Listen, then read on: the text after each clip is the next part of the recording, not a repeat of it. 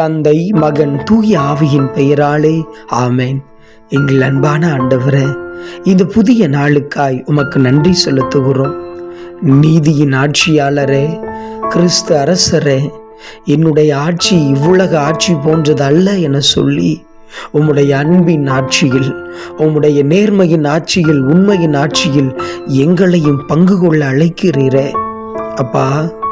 சுயநலத்தாலும் வெறுப்பாலும் நாங்கள் சந்தித்து கொண்டிருக்கிற அந்த ஆட்சிகளை விட உம்முடைய ஆட்சி எவ்வளவோ மேலானது.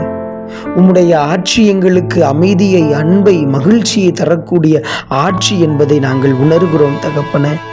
நாங்கள் வாழ்ந்து கொண்டிருக்கிற சூழலில் நாங்களும் பிறரை அன்பால் ஆளுகிறவர்களாய், பரிவால் ஆளுகிறவர்களாய், இரக்கத்தால் ஆளுகிறவர்களாய் மாற இந்த நாளில் எங்களை ஆசீர்வதிப்பீராக.